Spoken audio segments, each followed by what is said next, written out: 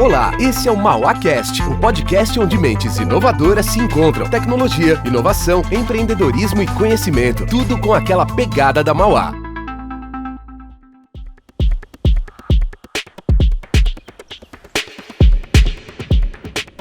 Olá, eu sou a professora Ana Paula Gonçalves Serra, sou coordenadora dos cursos de Ciência da Computação e Sistemas de Informação.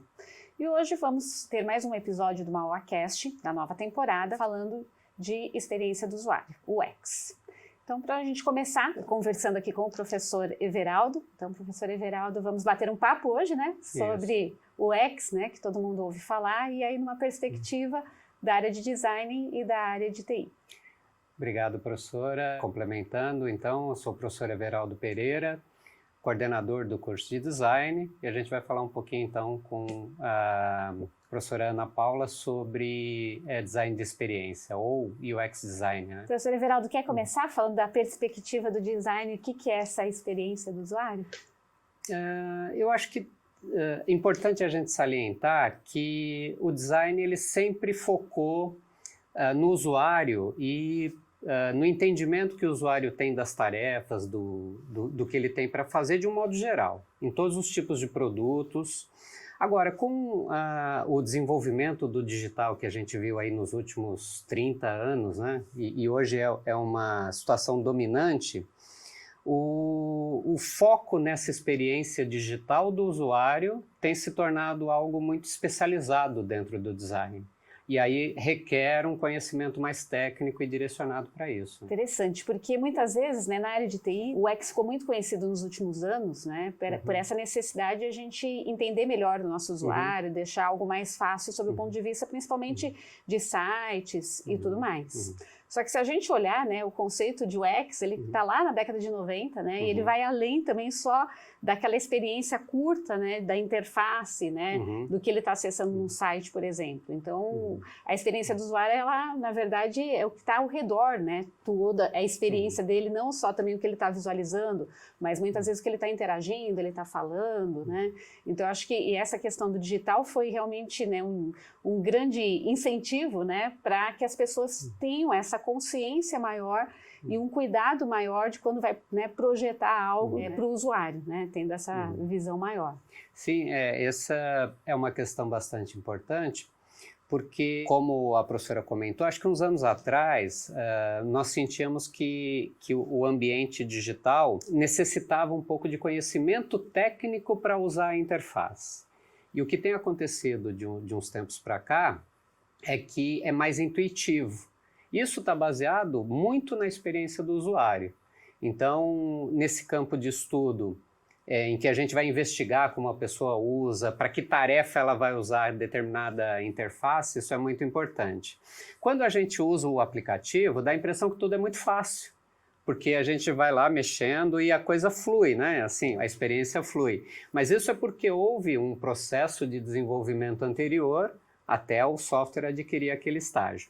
Eu acho que uma das vantagens que a gente tem, e aí vai alinhar diretamente com o desenvolvimento, é que muitas interfaces vão melhorando com o uso. Então, a própria informação que detém naquele momento já vai somando com o projeto inicial, né? Acho que tem um pouco disso no digital, que num produto físico é mais difícil de fazer, né? Exato, assim, olhando a área de TI, a gente tem o que a gente chama de um requisito que a gente fala que é de usabilidade, né? E aí, muitas vezes, quando a gente vai conversar com o usuário, ele fala, tem que ser simples, tem que ser fácil e tem que ser agradável. Agora, tudo isso é muito subjetivo, né? Como que você transforma isso realmente em algo que, de repente, para mim é muito fácil, mas que para você não é. Ou você está habituado de uma forma, eu estou habituado de outra.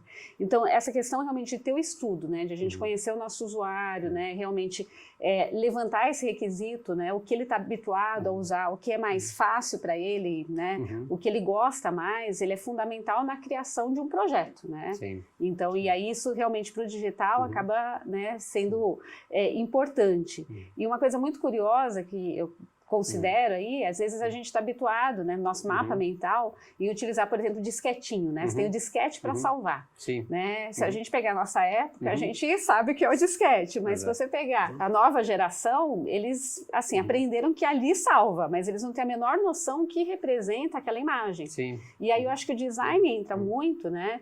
E hoje em dia a gente começa a ter ícones mais minimalistas, mais claros até, para que as pessoas elas não tenham que ficar decorando, né? O que elas têm que fazer digitalmente, mas que seja cada vez mais intuitivo e realmente visualmente, né? A questão de contrastes, de cores, né? Até a questão de acessibilidade seja, né, mais significativo e que possa, né, englobar outras pessoas que não tenham medo de usar, né, a parte digital. Sim, isso é importante porque está alinhado com dois aspectos desse tipo de assunto dentro do design, que é a UX, que é a experiência do usuário, e o UI, que é a interface do usuário. Elas se complementam, né, digamos assim.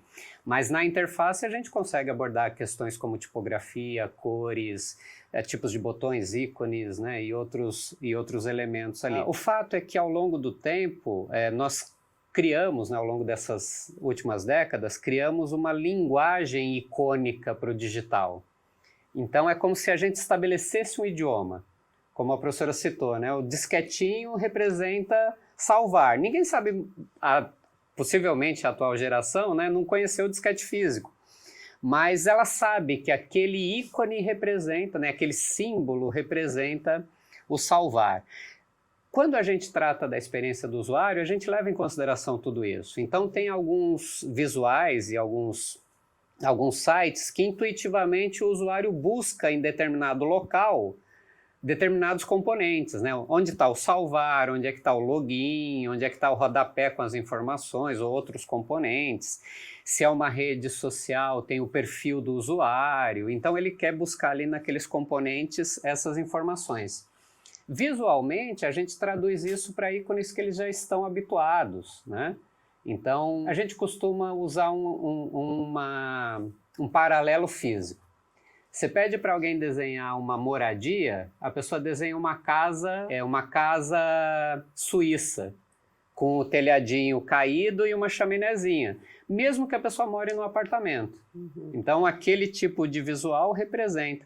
Isso é um pouco estudado na experiência do usuário, né? Não só a parte de tarefas e outras coisas, mas também a parte icônica, a parte simbólica daquele tipo de conteúdo. E muito importante para a gente desenvolver conteúdos intuitivos. E acho que até a criação do que a gente chama muito hoje de personas, né? Que é a parte realmente de a gente entender que pode ter perfis diferentes, né? E como que a gente vai deixar num nível de entendimento, desde aquela pessoa que de repente não conhece muito, né? E que aí tem que, às vezes está insegura em usar e você vai ter que dar feedbacks para ela, até pessoas que têm uma facilidade maior que você vai ter que dar teclas de atalho também, para não ficar uma coisa muito cansativa, né? Então, eu acho que essa questão da persona também é importante, né? Não, isso é extremamente relevante, porque anteriormente, quando a gente tratava às vezes de usuário, a gente queria colocar, embora esteja generalizando, né? Mas a gente queria colocar muito em caixinhas muito pré-determinadas, tal. Às vezes você tinha um componente de público que era difícil de entender. Então a gente falava assim, por exemplo, né? Mulheres na faixa de 20 anos. Quer dizer, isso é um perfil um pouco genérico, né? Claro que dentro desse perfil a gente tem diferentes tipos de pessoas. Eu acho que com a criação das personas dentro da experiência do usuário, a gente pôde ver, né? Porque a persona, ela é, via de regra, uma personagem fictícia que nós criamos para poder travar uma conversação, né, digamos assim, mais alinhada. E a persona permite a gente fazer isso, né? Estabelecer certos níveis de usabilidade. Então, até nesse sentido, eu acho que a questão de, por exemplo, você pegar um usuário que está entrando pela primeira vez no sistema e você tem um onboarding, né, que é aquela fase de entrada, e depois que habitualmente ele vai se conectando com o site, ou, enfim, ele vai usando o site ou o aplicativo, enfim, a interface, já não precisa mais do onboarding. E quando o usuário é um hard user, né, um usuário assim extremo, ele já tem outras necessidades, né? Ele já precisa ir direto a um ponto específico muito avançado para um usuário leigo. Eu acho isso bem relevante do ponto de vista do estudo da experiência do usuário. Eu acho importante quem quer entrar nessa área, quem quer se dedicar a esse tipo de estudo, ter isso em mente, né? Exato. E assim, olhando a parte mais de aplicativo do desenvolvimento, né? Se a gente pegar 20, 30 anos atrás, o que interessava assim, o software tem que estar funcionando, né? O visual ficava, se der tempo, né? Ou ficava a critério de quem estava desenvolvendo. E isso realmente tem mudado, né? Além de que muitas vezes o desenvolvedor, ele quer criar uma interface, na verdade, que ele acha que para ele é fácil, né? Sim. E aí essa questão da persona eu acho que é muito relevante para ele entender que não adianta ele projetar, né, uma interface que para ele é fácil, mas será que realmente para o público que vai usar, né, é fácil? Então a persona ele consegue se inspirar, né, para montar esses elementos sob o ponto de vista realmente de usabilidade. E eu acho que até tem um ponto importante da gente lembrar, que é a limitação tecnológica. Então, antigamente, você tinha um mapa de bits visualmente limitado por processamento, por banda, né, de Wi-Fi e outras características técnicas da internet, que evoluíram muito, né? Então, hoje a gente tem até o 5G, acho que a professora consegue, né, até falar melhor do que eu nesse sentido, da parte do background, né, da experiência, digamos assim. E hoje você consegue ter interfaces que, até com audiovisual, rodam muito mais rápido.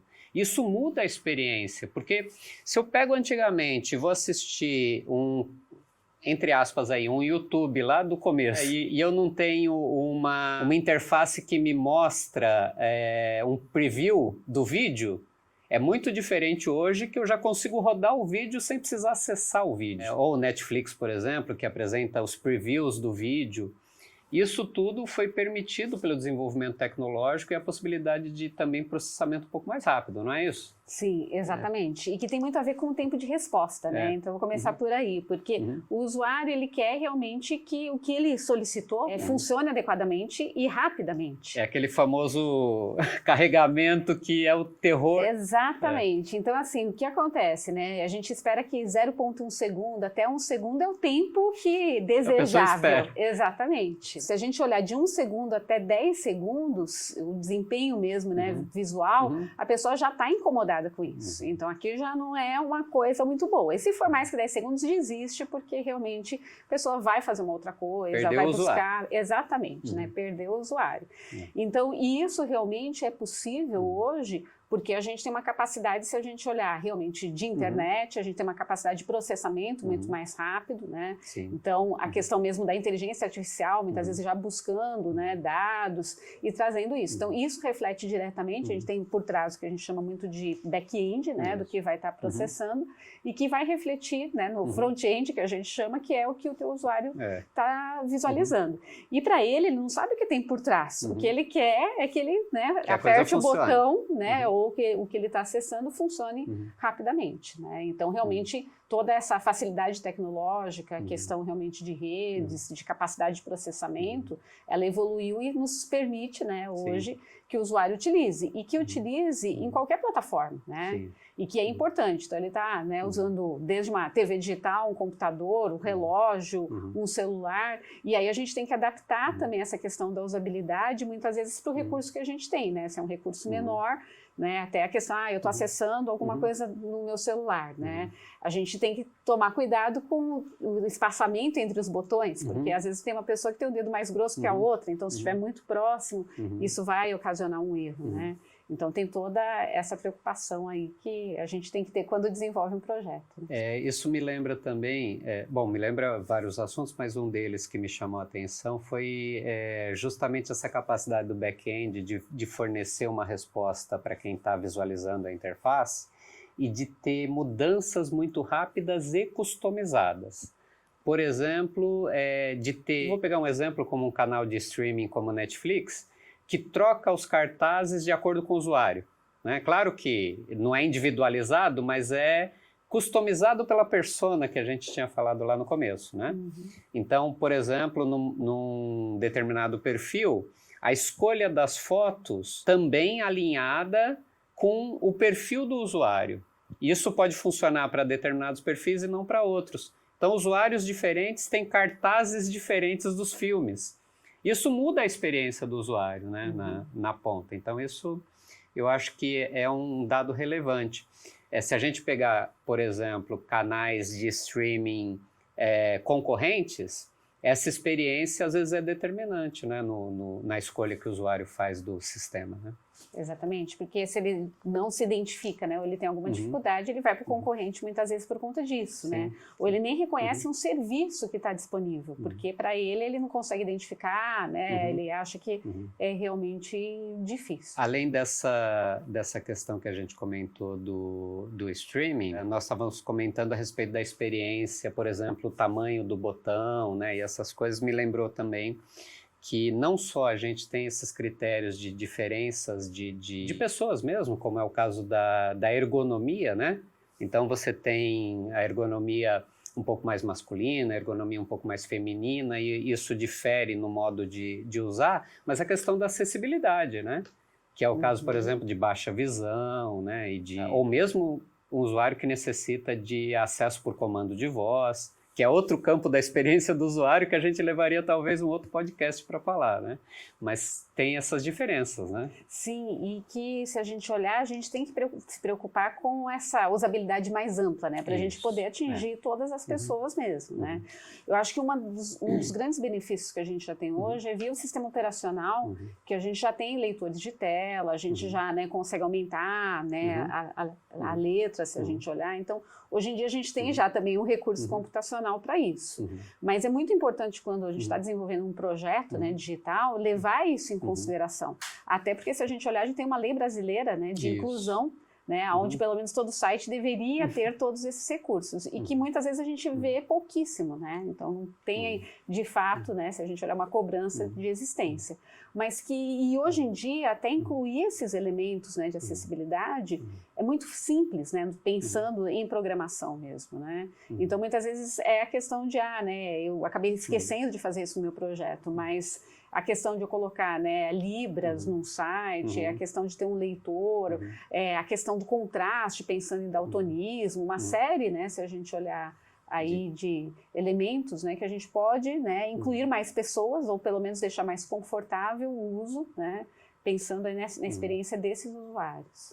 Sim, e desse ponto de vista, no design, a gente tem um pilar, digamos assim, que a gente procura atender, que é chamado de design universal, ou seja, a gente criar produtos, no caso digitais, que possam atender o maior número possível de pessoas, e aí entre os recursos tecnológicos, né, de processamento, enfim, de outros requisitos que nos ajudam a criar designs universais, e também o que a gente chama de design de experiência. Não só a gente precisa deixar uma usabilidade intuitiva, mas existem casos que a gente quer demonstrar uma experiência diferente.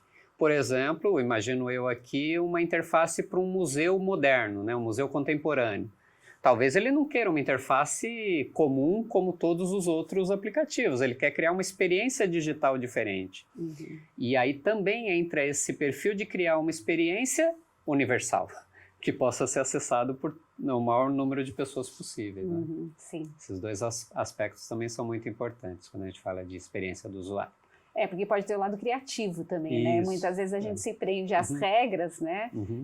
Mas dependendo do que, né, se pretende fazer, você quer ter um destaque, você pode ter uma experiência aí mais criativa para o teu usuário ter uma imersão maior mesmo de uma forma digital. É isso. De uma forma geral, a gente entende que tanto para o design, imagino eu que também para as ciências da computação, né, sistemas de informação, a experiência do usuário seja hoje um dos elementos assim, fundamentais no desenvolvimento, né, dos processos digitais, interfaces e outras características. Né? Exatamente, porque é aquela história, não adianta funcionar muito bem o back-end, né? Então ter segurança, ter um processamento bom, mas se o teu usuário tem a dificuldade de uso mesmo, né? Então a importância, se a gente olhar, é do conjunto completo, né? Então a gente não pode falar, tem um lado mais importante. Hoje em dia a gente tem uma série de fatores que a gente tem que levar em consideração no desenvolvimento de um software, né? Então, se a gente pegar a segurança é fundamental, mas a usabilidade também, né? Então, não adianta ser tão seguro e o teu usuário, né, ter alguma dificuldade de uso. Então, realmente é um elemento, é um pilar fundamental quando a gente pensa realmente em desenvolvimento de software multiplataforma, porque a gente tem que ter essa visão, que vai funcionar em vários ambientes, inclusive, diferentes.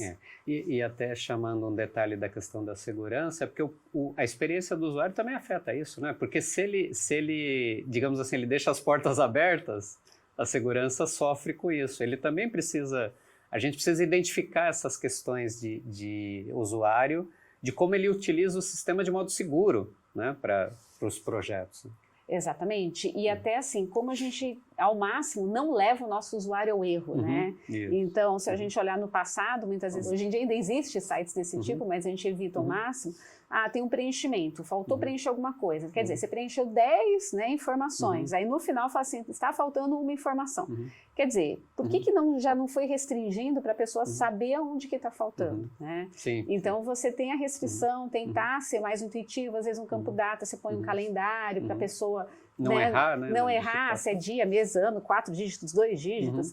Então, são coisas muito simples, se a gente olhar, mas que a gente tem que se preocupar. E essa questão de segurança é fundamental, né? Então, de mostrar, né, visualmente que é um ambiente seguro, a questão mesmo de quanto tempo aquele usuário, se ele não interagir com aquela interface, é melhor, né, deslogar ele, então fechar o sistema, por exemplo, porque ele pode ter esquecido aberto. Sim. Então, na verdade, assim, eu diria que toda essa parte da usabilidade, né, é o que está mais próximo do teu usuário. E aí você vai ter que colocar vários elementos computacionais, né, de uma forma que fique claro para ele, né, e que ele entenda isso, né, e que ele se sinta seguro, inclusive, da utilização em todos os sentidos com aquele software de modo geral. Muito bom. Bom, a experiência do usuário, então, é uma questão extremamente importante, tanto sobre a ótica do design, como sobre a ótica das ciências da computação. E caso você tenha sugestões, dúvidas e queira entrar em contato pelas nossas redes sociais, fique à vontade. Tchau, até a próxima. Obrigado, até a próxima.